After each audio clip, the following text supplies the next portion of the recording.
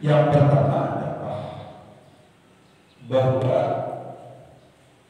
pensucian atau pencucian itu proses pensucian akan suci itu harus dengan menggunakan air mutlak. Kenapa air mutlak itu, Ustaz? Air mutlak itu adalah air yang murni, air yang masih alami, sama sekali tidak tercampur oleh benda suci yang lain, apalagi tidak najis.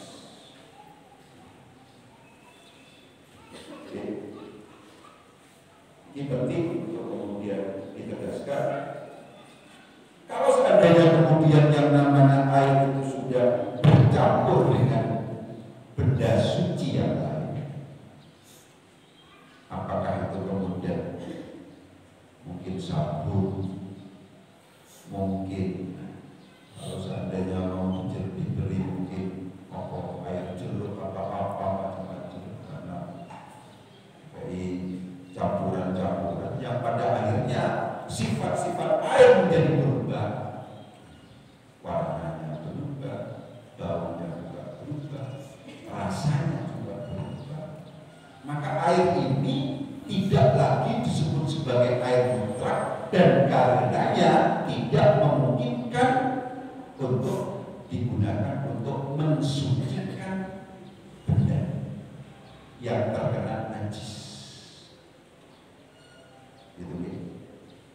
Terus air yang masih murni dari sumur itu yang kemudian yang memungkinkan untuk kemudian kita jadikan sebagai air untuk bersuci, apakah dari hadas atau dari najis. Karena demikian dipastikan kalau seandainya kita mau bersuci misalnya dari hadas bukan dari najis misalnya, pastikan ketika kemudian air itu sampai ke tubuh kita, sampai ke anggota tubuh kita, pastikan air itu pada akhirnya tidak berubah.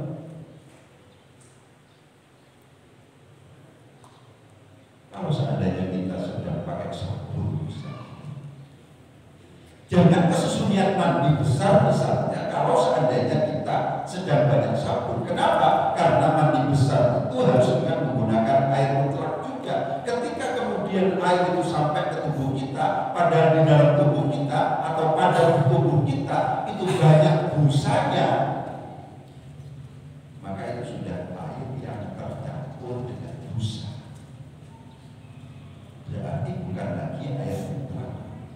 Berarti proses mandi besar kita itu dianggap tidak memenuhi syarat. Oke, aku tepuk kebetulan kita dari untuk glowing teman-teman apa bedak itu. Pastikan dulu yang namanya bedak itu ketika kemudian menempel atau bersentuhan dengan air tidak berpengaruh kepada air. Kalau seandainya berpengaruh kepada air, maka wudhu kita juga bermasalah. Kenapa? Wudhu juga harus dengan menggunakan air mutlak. Jadi harus dirapi dibersihkan baru kemudian dipastikan pada akhirnya tidak menempel. Terus air yang digunakan untuk alat bersuci itu adalah air yang mutlak, air yang masih murni, tidak tercampur oleh sesuatu apapun benda suci, apalagi benda najis. Ya, apalagi benda najis. Betul. Kecuali yang mencampur air itu adalah sesuatu yang memang tidak bisa dihindari oleh air. Ya. Bagaimana hukumnya Ustaz? Ini kan saya butuh di sungai. Sungai itu sudah sifat-sifat airnya itu sudah tidak seperti biasa. Kenapa sebabnya? Buddha karena habis hujan. Ya. Lumpur tidak memungkinkan dihindari oleh air. Lewatnya air di sungai itu pasti melalui lumpur. Ketika kemudian air berubah sifatnya, apakah itu warnanya dan seterusnya, lebih disebabkan karena sesuatu yang tidak memungkinkan untuk kemudian dihindari, itu tidak berpengaruh kepada kemutrakan air.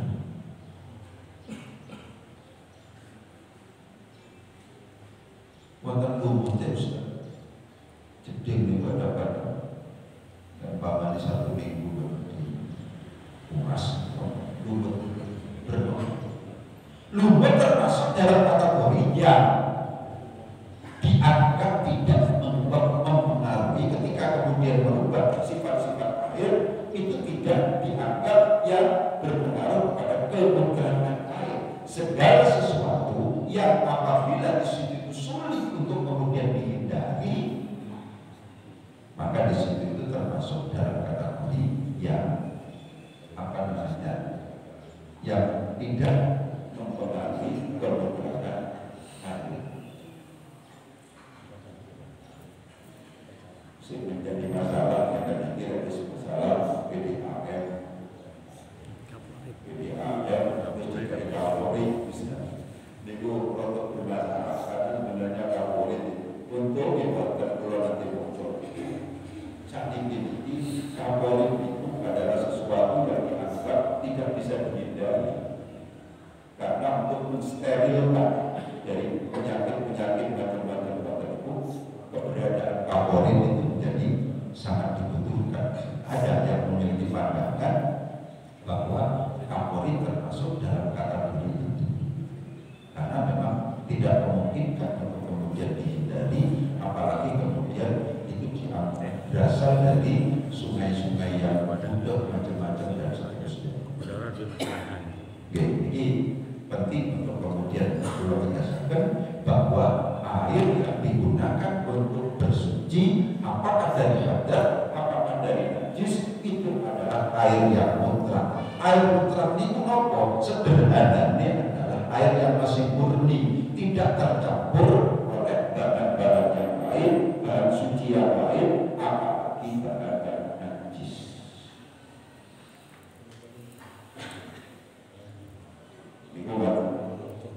Itu penegasan yang pertama. Secara umum, ketika kemudian kita berbicara tentang air mutlak, maka di situ ada dua bagian air. Ada air sedikit, ada air banyak. Apa yang dimaksud dengan air sedikit itu? Air sedikit itu adalah air yang kurang dari 2 gelas. Apa air banyak itu? Adalah air yang mencapai 2 gelas. Itu adalah ukuran zaman dulu. Karena demikian dikonversi dengan ukuran liter, dengan ukuran sentimeter. Kalau seandainya kita ngomong volume, mesti wonten perbedaan. Perhatikan, mesti wonten perbedaan. Yang umum itu air dianggap sebagai banyak kalau seandainya sudah mencapai sentimeternya itu, kalau volume 60 kali 60 kali 60. Karena demikian, kalau seandainya kita membuat gede, kalau seandainya kita membuat bak mandi, jangan sampai kemudian kurang dari 60 kali 60 kali 60, atau bahkan kalau bisa dilebihkan dari itu, misalnya 1 meter kali 1 meter kali 1 meter. Kenapa? Karena ini berkaitan juga dengan air banyak dan air sedikit. Nopo fungsinya kalau seandainya air banyak? Nopo fungsinya kalau air sedikit itu? Kalau air banyak, maka air itu tetap dalam kondisi kesuciannya sampai berubah, sampai ada perubahan. Misalnya kolam sterilisasi, itu harus diukur, jangan sampai kurang dari volume 60 kali 60 kali 60. Kalau seandainya kemudian airnya itu sedikit, misalnya cuma sekian senti, itu justru menjadikan masjid ini, kalau seandainya itu najisin nanti. Nah, kalau sebabnya karena yang namanya air sedikit itu tidak membutuhkan berubah untuk menjadi najis. Tangan kita najis, nyentuh timba yang di situ itu kurang dari 2 gelas. Apakah air timba ini berubah sifat-sifatnya? Baunya tidak berubah, warnanya juga tidak berubah, rasanya juga tidak berubah. Tapi kita yakin bahwa ini sudah ketetesan, ini sudah kecampuran barang najis. Tidak perlu ada perubahan kalau seandainya air itu sedikit untuk kemudian menjadi suci atau menjadi najis, ya langsung najis. Tapi kalau seandainya air itu banyak, itu fungsinya air itu yang lebih dari 2 gelas, yang kalau seandainya kita ngomong dalam konteks bermandi itu melebihi 60 cm kali 60 cm kali 60 cm, agar kita bulatkan misalnya dari 1 meter kali 1 meter kali 1 meter, maka air itu kalau seandainya ada di bak sterilisasi pensucian di tempat jendil itu biasanya kalau itu kan enak kalau ada itu otomatis menjadi suci, ya, itu menjadi suci, itu begitu. Jadi kalau seandainya kemudian misalnya kok kemudian airnya itu adalah kurang dari 2 gelas itu, ya maka menjadi najis, itu begitu. Terus penting untuk kemudian saya tegaskan kepada Anda, ketika kita ngomong dalam konteks air mutlak itu, maka air dibagi menjadi 2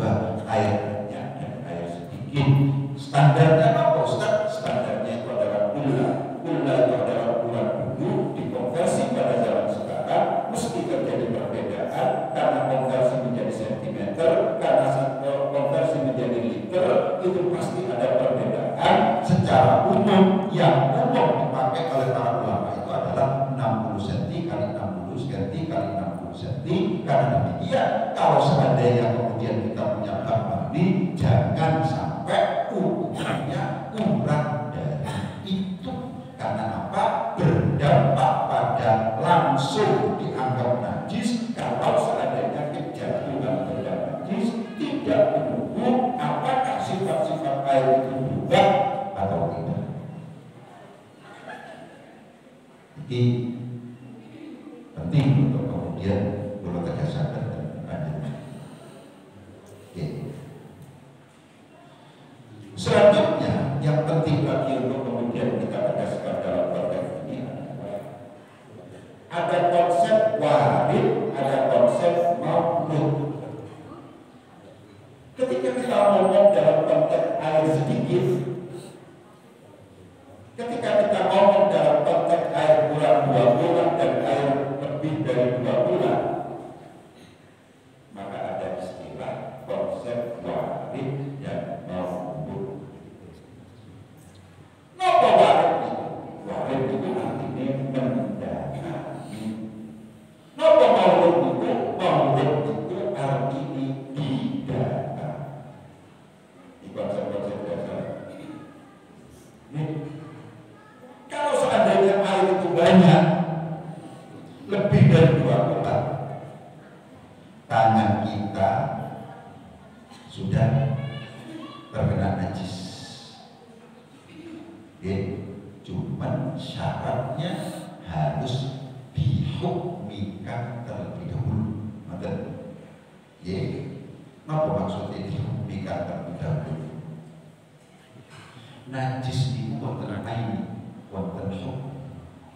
Apa najis aini itu? Najis aini itu adalah najis yang bendanya atau sifatnya masih kelihatan. Jadi itu wonten kotoran binatang kelihatan. Ini namanya najis aini, ketok motor. Gitu. Ketika kemudian kita mau melakukan proses pensucian, maka najis itu harus dihukmikan terlebih dahulu. Benda najisnya harus dihilangkan terlebih dahulu, baru nanti akhirnya setelah benda najisnya hilang, akhirnya yang namanya najis itu berubah menjadi hukum. Itu begitu. Nah, ketika najis itu sudah menjadi hukmi, maka tadi ada konsep warid dan maulud. Itu tergantung pada air mutlaknya itu apakah sedikit atau banyak. Begitu. Ini adalah air sedikit. Ini memungkinkan untuk digunakan sebagai proses pensucian kalau seandainya airnya warid, mendatangi najis, dipelototi. Tapi kalau seandainya kemudian ini kan, misalnya, ya, yang namanya air ini kita celupkan, ini berarti najis mendatangi air yang sedikit ini, atau maulud didatangi oleh najis. Gitu. Ketika air itu sedikit, maka proses apakah air itu warid atau maulud sama, hasil akhirnya mungkin bersih. Ini penting ini. Hasil akhirnya itu bersih, cuma beda hukum. Beda hukumnya nanti. Itu begitu. Ya apa maksudnya beda hukumnya ini? Dia umpamanya air yang sedikit itu didatangi oleh najis. Ya. Ini wonten timbo. Timbo kosong. Kemudian ada air pakaian cucian kita. Kemudian air ada, kalau ada air dulu ditimba, di mana timba ini adalah air sedikit, kemudian yang namanya cucian dicelupin ke timbo. Ini namanya air didatangi oleh benda najis, ini najis Tapi kalau seandainya kemudian air kosong, timba kosong, kemudian pakaian yang kemudian terlebih dahulu kita letakkan di timba itu, kemudian air didatangkan, itu namanya warid. Volume airnya sama, tapi ketika air didatangi oleh benda najis, itu beda dengan air yang mendatangi pakaian yang najis itu. Itu seperti itu. Terus air kotor, umpamanya air itu mendatangi, itu suci. Kalau didatangi, tetap tidak konten atau tidak ada pensucian. Berarti tidak. Jadi air itu ada air mutlak, air yang tidak tercampur oleh apapun benda suci, apalagi najis. Kalau najis itu misterius. Air yang benda suci saja itu tidak lagi mutahhir, tidak lagi mensucikan, hanya disebut sebagai air yang suci saja, tapi tidak sampai mensucikan. Ketika sudah terkait dengan air mutlak itu, maka kita akan bertemu dengan konsep air sedikit dan air banyak. Standarnya adalah kullah, yaitu kullah ini 2 kullah. 2 kullah itu ukurannya 60 kali 60 kali 60. Air banyak dan sedikit itu berdampak pada 2 konsep. Apa konsep yang pertama? Konsep yang pertama, bagaimana kita menghukumi sebuah air ini, apakah nanti dihukumi najis atau tidak. Ketika air banyak baru dihukumi najis, ketika terkena najis baru dihukumi sebagai air yang lagi tidak mutlak. Kalau seandainya air ini pada akhirnya, kalau air banyak berubah dulu, tapi kalau air sedikit tidak berubah untuk kemudian kita hukumi najis. Oleh karena demikian, maka apa yang kemudian kita sediakan di tempat wudhu sebagai upaya sterilisasi, dipastikan airnya itu lebih dari 2 bulan, sehingga kemudian ketika ada orang yang habis wudhu, mungkin saja yang namanya kakinya belum suci misalnya, melalui itu, lewat itu langsung kakinya bisa suci, sehingga masuk masjid dipastikan dalam kondisi suci. Tapi kalau seandainya meskipun baknya itu besar, tapi volume airnya itu cuma 50 cm misalnya, dan itu kemudian itu menjadi kemana-mana justru najis. Ini penting untuk kemudian dijadikan sebagai kebijakan. Ada konsep warid, ada konsep maulud, mendatangi dan didatangi. Pastikan air itu adalah mendatangi, bukan didatangi. Konsep maulud dan warid dan maulud itu adalah ketika konteksnya tetap ngomong airnya itu sedikit, air yang kurang dari 2 bulan. Kalau seandainya 2 bulan, ya maka betul-betul dengan dilupakan dia menjadi suci, dengan berujokakan dia menjadi suci.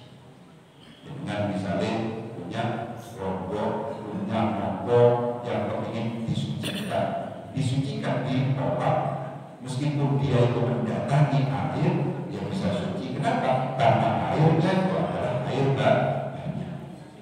Itu seperti itu. Kemudian ada air warid, kemudian ada air maulud. Sekarang kita masuk dalam konteks mesin cuci setelah kita punya pemahaman seperti itu.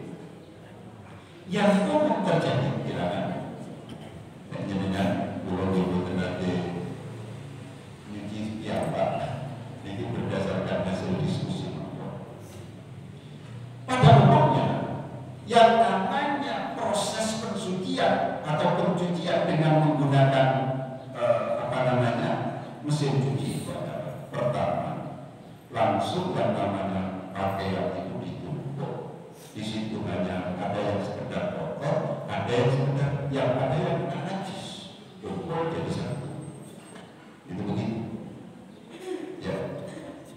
Langsung kemudian prosesnya itu pertama itu langsung yang namanya sabun itu langsung diberikan, campurkan sabun cair macam itu digabungkan langsung ditutup. Ya. Perlu kemudian diperhatikan bahwa putaran yang pertama ini tujuannya adalah bukan proses pensucian. Ya, itu masih menghilangkan kotoran, itu masih menghilangkan najis. Jadi kalau seandainya kita kemudian mencuci dengan mesin cuci, perlu beberapa proses. Nomor seperti karena proses tidak ada mesin cuci yang airnya langsung mengalir tanpa mesin dimatikan dan kemudian airnya dibuka dan betul. Benar ya? Betul ya? Ketika proses air sambil turun keluar itu betul ya? Yang tidak otomatis bisa. Yang apa? Yang tidak otomatis. Yang tidak otomatis. Yang tidak otomatis bisa. Bisa. Oh. Kalau seandainya seperti itu sebenarnya nggak ada masalah.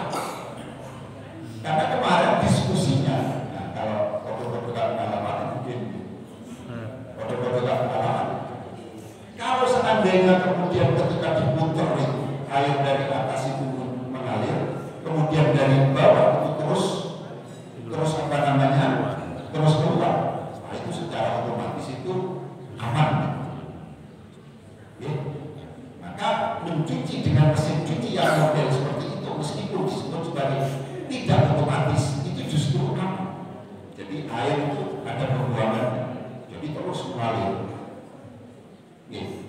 Masalah termasuk perumpamannya kalau langsung keluar nggak ada apa yang bisa meledak. Kalau saya katakan pada waktu itu, kalau seandainya kemudian memang ada seperti itu, ada mesin yang kalau seandainya dari atas itu aliran ada, kemudian setelah itu disediakan pembuangan dan pembuangan itu tidak nunggu air mesin dimatikan dulu baru kemudian dibuang. Kalau seandainya ada mesin yang model seperti itu, maka berarti bisa langsung dihubungi suci. Pokoknya diputar terus, begitu yang namanya misalnya habis, itu bisa dianggap suci. Tapi yang umum yang otomatis kita ini itu tidak memungkinkan untuk air ini dibuang kecuali mesin dimatikan terlebih dahulu baru dibuka keran yang di bawah itu untuk ada pembuangan air. Yang betul itu. Kenapa? Ya. Kalau seandainya gambaran saya salah nanti dibenarkan. Diskusinya apa? Jadi yang pertama itu adalah proses pemutaran itu, airnya yang jelas di situ adalah pasti kurang dari 2 bola, berarti air itu disebut sebagai air sedikit. Kalau seandainya kita mencukupkan pada proses pemutaran yang pertama itu, ya kita di situ air tidak memungkinkan untuk melakukan pensucian karena di situ tercampur macam-macam, tercampur sabun, tercampur benda najis. Karena demikian putaran yang pertama harusnya itu dikeluarkan. Jadi setelah panjenengan ya nanti dicocokkan dengan mesinnya sendiri-sendiri. Apakah mesin itu memang sejak kali pertama kali diputar sabun itu kemudian dicampurkan itu langsung proses, pada waktu proses itu putar itu juga terdapat pembuangan air atau apa seperti apa. Kalau seandainya tidak seperti itu, yang tadi diistilahkan adalah yang otomatis, maka penting untuk kemudian diproses terlebih dahulu. Silahkan durasinya berapa menit. Ketika kemudian misalnya benda sucinya atau benda najisnya dirasa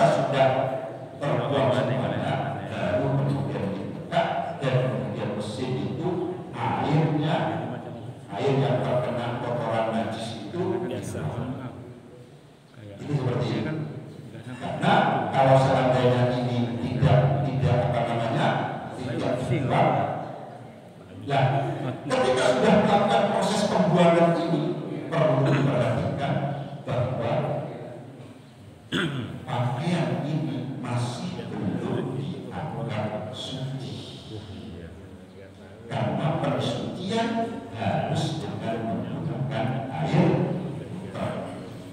Ya, padahal masih belum.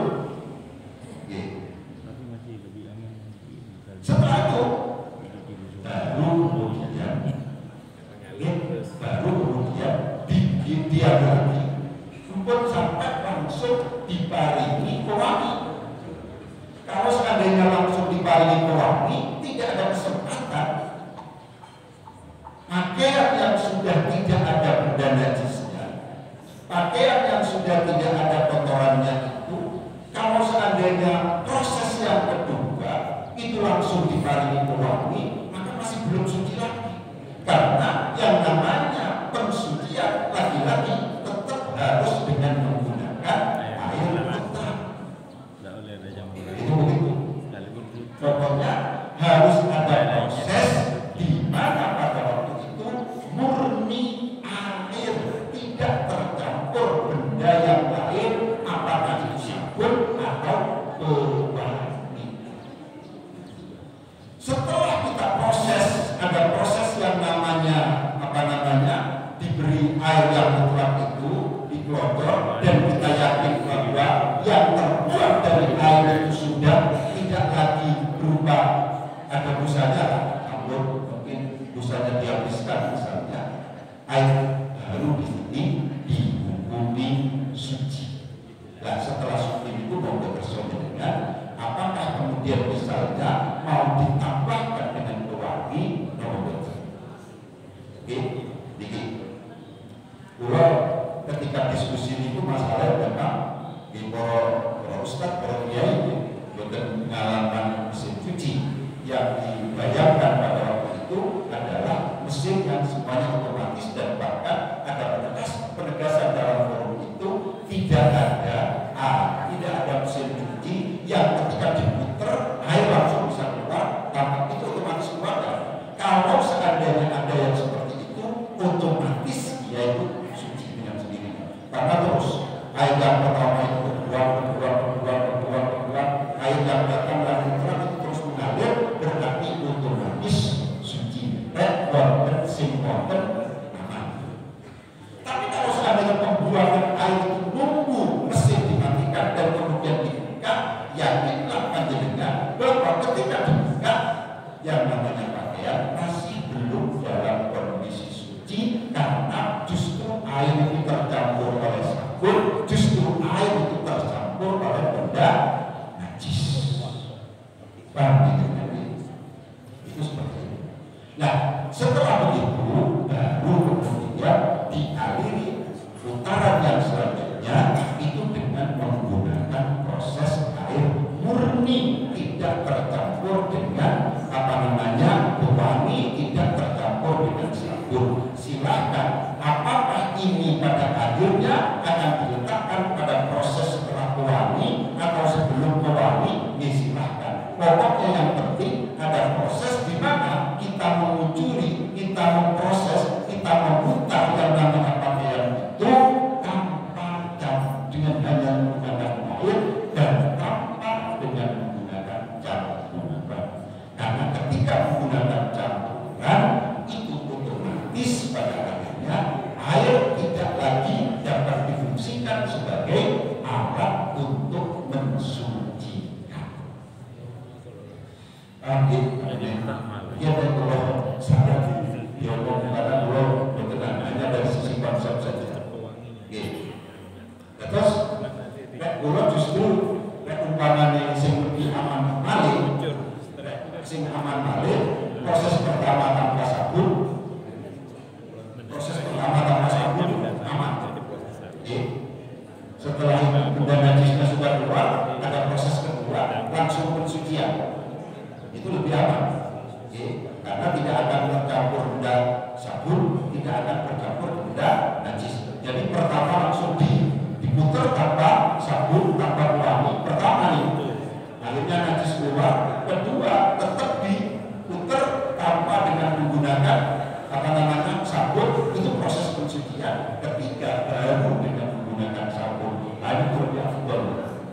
pastikan itu aman kalau itu. Karena tidak mungkin proses pensucian yang ketiga seperti yang tadi itu, karena yang pertama tadi adalah dengan menggunakan sabun. Nah ini sabun belum tentu habis, gitu. Dengan menggunakan air itu kesulitan juga. Air itu bisa menghabiskan busa itu juga kesulitan. Jadi yang pertama itu diputar dengan tanpa sabun, kedua disucikan dengan tanpa sabun, ketiga baru dengan menggunakan sabun plus pewangi itu lebih bagus kalau seandainya kita karena apa namanya ini penting untuk kemudian kita tegaskan karena salah satu persyaratan dari sholat itu adalah suci dari adat dan najis. Jadi oke, monggo di komentari. Ada mazhab lain, nah ini juga pentingnya ilmu. Ya. Ada mazhab lain yang ini tidak ribet. Kalau tadi bukan mazhabnya umum, yang dipakai oleh MUI, dipakai oleh Indonesia secara umum itu mazhab itu. Pokoknya kalau seandainya mau mensucikan itu harus dengan menggunakan air, tidak boleh dengan yang lain. Itu begitu. Mazhab yang lain apa Ustaz? Mazhab Hanafi. Mazhab Hanafi ini lebih mudah karena mazhab Hanafi itu memberikan penegasan bahwa pensucian tidak harus dengan menggunakan air kotor. Sehingga dalam proses misalnya mesin cuci itu setelah yang pertama ini jelas tidak bisa meskipun menurut mazhab Hanafi makanan di situ air tercampur sabun dan tercampur najis, air itu menjadi air najis, tidak memungkinkan untuk menjadikan air itu menjadi suci. Karena demikian meskipun misalnya yang namanya pakaian itu bersih tapi beruntung tetap najis, najis hukum setelah dibuang, dipakai dengan menggunakan sabun lagi macam-macam. Kalau mazhab Hanafi itu dianggap diperbolehkan. Jadi sebenarnya menggunakan mesin cuci itu kalau menggunakan mazhab Hanafi itu aman, itu aman. Terus meskipun misalnya proses yang ketiga tadi langsung pakai sabun, tapi benda najisnya sudah habis, ya karena benda najis itu sudah selesai pada putaran yang pertama, biasan yang pertama itu sudah. Kemudian yang kedua, meskipun misalnya tanpa air murni, itu kalau kata Hanafi itu masih memungkinkan. Itu seperti itu. Terus mungkin itu yang kemudian penting untuk diperhatikan. Proses salah berdampak pada hasil akhir yang juga bermasalah. Itu. Kulo mengusulkan panjenengan untuk lebih gampang dengan menggunakan kaum jumhur yang bukan Hanafiyah itu adalah proses pertama dengan air bersih, air tanpa sabun. Proses kedua itu adalah atas nama pensucian, ya diberi air lagi, itu adalah atas nama air bersih lagi, itu pensucian. Proses ketiga baru diberi sabun atau kuat. Itu lebih aman, itu tahapuk. Kalau karena kita yakin bahwa tidak memungkinkan di situ ada yang namanya benda atau airnya pasti nggak kena sabun karena sabun belum kita beri. Itu begitu. Kemudian ada juga wacana-wacana yang penting dalam konteks ini, ya, masalah pensucian itu yang kemudian harus kita perhatikan juga. Kenapa itu? Dalam konteks tertentu, apalagi misalnya musim penghujan, itu biasanya kesulitan untuk kemudian misalnya kita menggunakan air. Ya, maksudnya pensucian dengan menggunakan air misalnya ada anak ngompol, ya, anak ngompol, ngompol itu spring bed, kalau diguyur air, ya apalagi musim penghujan itu ya agak kering-kering, agak kesulitan. Oleh sebab itu, ikhtilaf ummati rahmatun, yang paling penting itu adalah ada kaul yang mengatakan itu perbedaan pendapat di kalangan umat itu adalah rahmat, ada kaul yang mengatakan itu kalangan Hanafiyah memiliki dipanaskan, diterik matahari, itu juga dianggap merupakan proses pensucian. Pokoknya sifat-sifat airnya sudah hilang, gitu ya, sifat-sifat najisnya sudah hilang, kemudian PP itu dianggap juga merupakan proses pensucian. Jadi kadang-kadang kita dihadapkan pada masalah. Oleh sebab itu masalah itu kalau seandainya kita ngerti pendapatnya para ulama, itu menjadi mudah untuk kemudian kita selesaikan. Apa itu? Ternyata ada tawaran. Apa itu tawarannya? Proses pensucian memungkinkan dipanaskan, diterik matahari, dipepel. Dipepel itu memungkinkan untuk kemudian dianggap mensucikan. Itu sangat bermanfaat pada ini. Kontennya adalah kalau seandainya kita lagi, kalau seandainya kita punya peninggalan, itu kontennya itu. Kalau seandainya kemudian kasur, kalau kemudian alas tidur itu kemudian bagaimana harus dengan menggunakan air dan seterusnya, itu ada kesulitan. Nah, itu adalah tawaran yang lain yang untuk menambah wawasan kita untuk bagaimana proses pensucian. Terus kesimpulannya ada yang pertama, air kita mungkin jumur dulu. Air yang digunakan untuk mensucikan itu harus air mutlak. Air mutlak itu adalah air yang sama sekali tidak tercampur benda suci yang lain, apalagi benda najis. Air mutlak dibagi menjadi dua, ada air yang banyak, ada air yang sedikit. Kapan disebut sebagai air banyak? Kalau seandainya ukurannya 60 kali 60 kali 60. Kapan disebut sebagai air sedikit? Kalau ukurannya kurang dari 60 kali 60 kali 60. Akan tetapi kalau seandainya menjadikan dan berbah nanti dilebihkan dari itu 1 meter kali 1 meter kali 1 meter, itu lebih aman. Itu seperti itu. Apa dampaknya kalau air sedikit? Air sedikit tidak nunggu berubah untuk menjadi najis kalau seandainya terkena najis. Tapi kalau air banyak itu nunggu berubah dulu untuk menjadi najis ketika kemudian terkena najis. Itu dampaknya. Apalagi dampaknya proses. Apa itu? Ada proses warim, ada proses maurud. Air sedikit harus mendatangi benda najis. Kalau pada proses pensucian, kalau air banyak, apakah itu didatangi atau mendatangi, itu tidak ada masalah.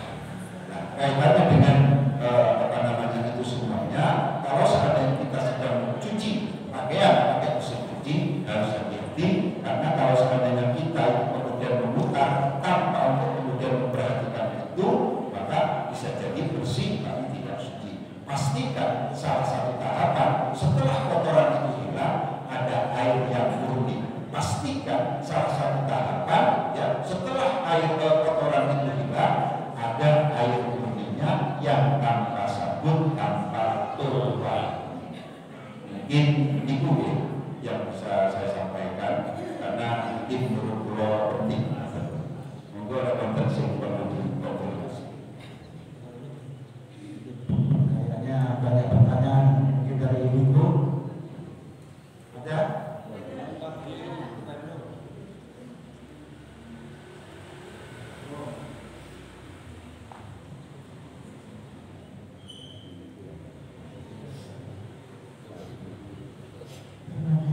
Assalamualaikum warahmatullahi wabarakatuh. Waalaikumsalam warahmatullahi wabarakatuh. Ustaz, ini saya ingin bertanya. Yang pertama tadi ukurannya misalnya Ustaz ya, ukurannya sudah 1 kali 1 kali 1. Berarti itu volume air juga harus selalu penuh ya Ustaz ya. Ya harus sesuai dengan itu. Ya, misalnya Ustaz, ukurannya sudah. Tetapi yang menjadi masalah kan kadang-kadang pada saat kita mandi itu kan akan terpercik mungkin dari badan kita, dari air sabun itu mungkin terpercik. Nah itu bagaimana upayanya supaya itu air itu masih suci, itu satu. Yang kedua, kalau misalnya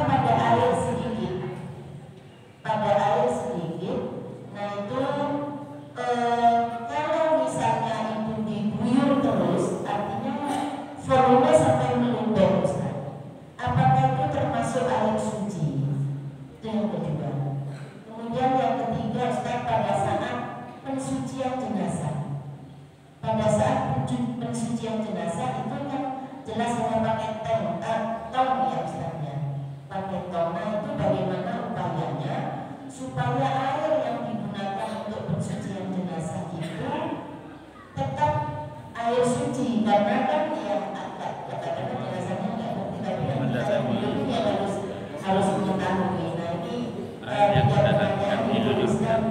Terima kasih, mohon maaf. Assalamualaikum warahmatullahi wabarakatuh.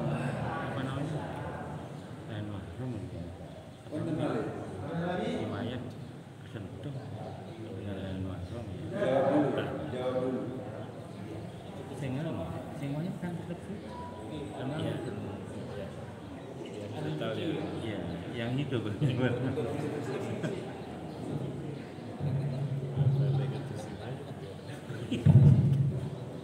Terima kasih. Assalamualaikum warahmatullahi wabarakatuh. Tadi apa yang disampaikan Pak Ustadz, proses pembicaraan, dan ini berhubungan dengan pekerjaan saya. Lalu mungkin berbeda ya, setiap lalu atau orang mendidik itu berbeda caranya supaya bersih atau supaya suci.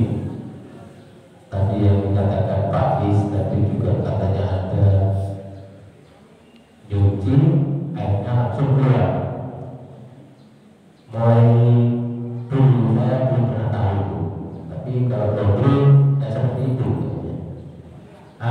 Ini proses untuk pencucian khusus saya laundry ya. Katanya Pak Ustaz tadi baju masuk, terus langsung dikasih sabun, terus dipoplek, itu yang nomor satu.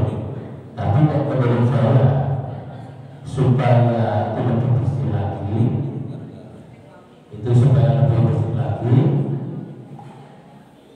baju masuk, terus nanti itu dikoplek, air masuk, baju masuk, air masuk, dikoplek dulu untuk menghilangkan keringat atau apa itu dikoplek sekitar 5 menit Pak. Habis 5 menit tanpa sabun Pak. Jadi itu tidak ada sabun, dikoplek dulu tanpa sabun, nanti itu air keluar Pak. Seret keluar. Habis dikoplek itu air keluar. Saat air keluar, kita baru masukkan sabun. Kita masukkan sabun itu sekitar 10 menit atau 15 menit. Dikoplek lagi sama sabun. Setelah itu air keluar lagi membuang. Baru dibiarkan sampai 10 menit lagi ngobrol Pak. Namanya bilas. Yang ketiga nama sabun. Yang ketiga tanpa sabun Pak. Jadi yang pertama tanpa sabun, yang kedua pakai sabun, yang ketiga membilas dan saya sabun. Itu nanti sekitar 10 menit habis Pak. Itu keluar air. Terus nanti mesin, soalnya mesin itu kan beda-beda Pak. Ada yang bagus, ada yang jelek. Iya. Jadi itu otomatis itu keluar Pak. Segera mati, terus kita nambah lagi. Itu baru kita pakai pewangi Pak. Masukkan pewangi, terus dikompor lagi. Itu sampai habis, sampai awal dan keringkan Pak. Ya itu yang saya kerjakan sehari-hari seperti itu Pak. Jadi menurut Pak saya tadi kalau apa saya kira pada bagus itu Pak. Kalau langsung diambil, itu dikompor dulu. Biar keringat apa itu keluar. Terima kasih. Assalamualaikum warahmatullahi wabarakatuh. Itu yang ketiga bersihnya. Yang paling penting itu Pertama kalau itu pakai air berjalan. setelah kemudian misalnya habis atau terang Yang ketiga baru ada air satu murni proses lagi. di situ hanya murni menggunakan air itu titik tekanannya ada di situ, itu penting. Jangan sampai kemudian setelah benda najisnya itu hilang sehingga menjadi najis murni, itu kemudian langsung diberi sabun dan tanpa proses dengan menggunakan sabun tambahan air bilasan yang pakai air murni. Jangan sampai itu seperti itu. Karena kalau begitu berarti tidak sempat disucikan.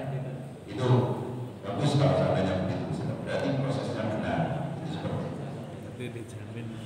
Kemudian selanjutnya itu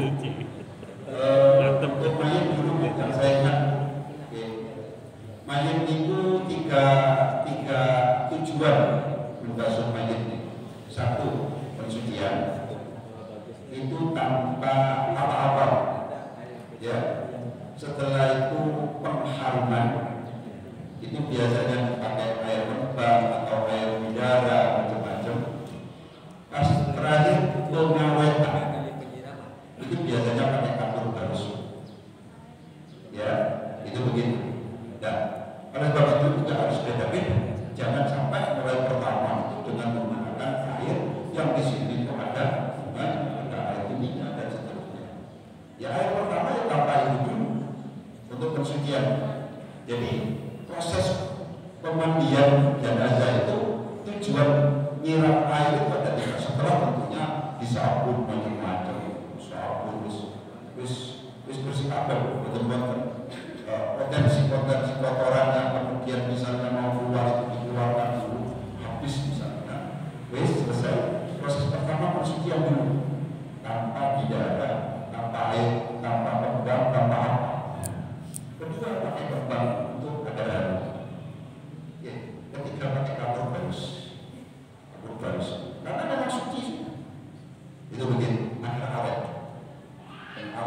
Jadi pensucian, pengharuman, pengawetan. Jadi tiga itu kalau kita ngomong dalam proses pensucian. Jadi hukum sampai pertama kali itu langsung pakai air kembang. Padahal belum suci. Ya mandi kan mandi besar kan juga termasuk pakai air kembang. Jangan sampai kita mandi setelah suci baru kemudian pakai air rumah yang beda. Ya, yang tiga proses pengawetan itu dengan cara diberi kapur barus. Ya kapur barus tidak apa-apa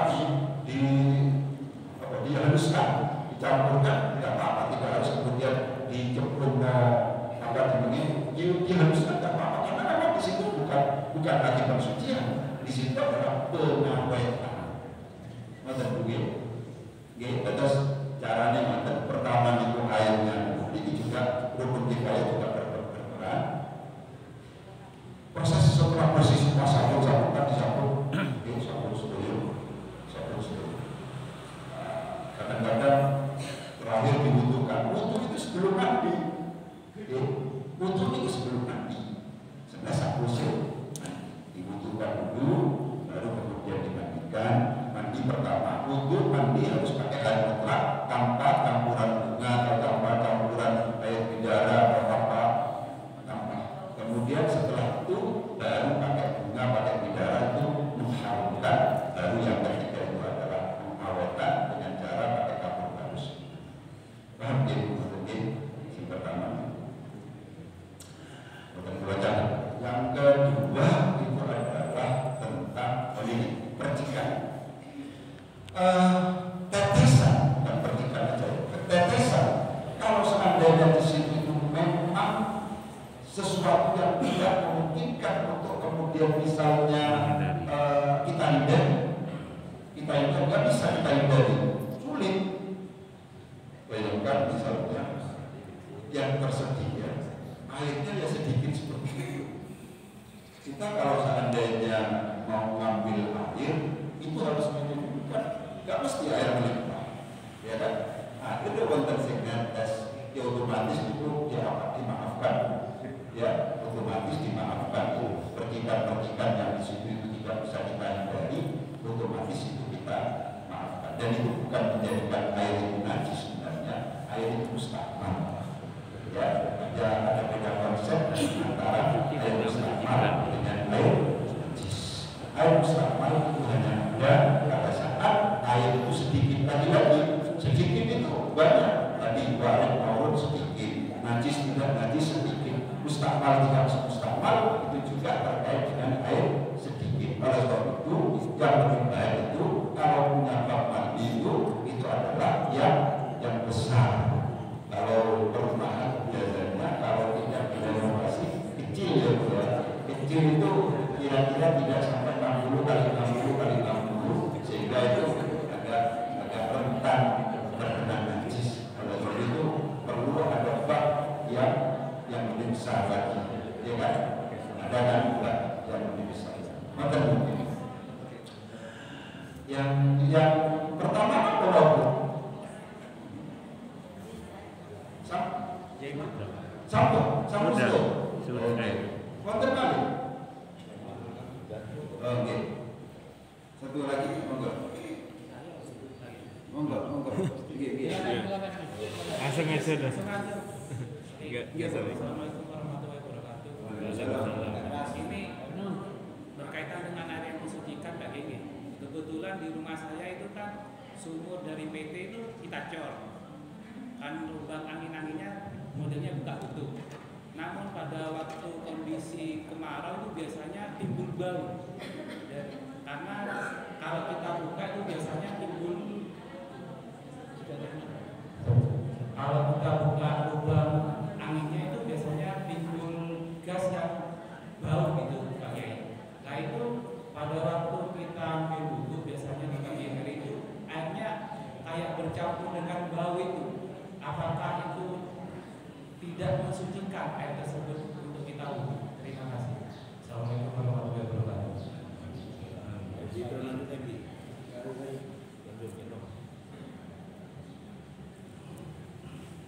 Bismillahirrahmanirrahim. Assalamualaikum warahmatullahi wabarakatuh.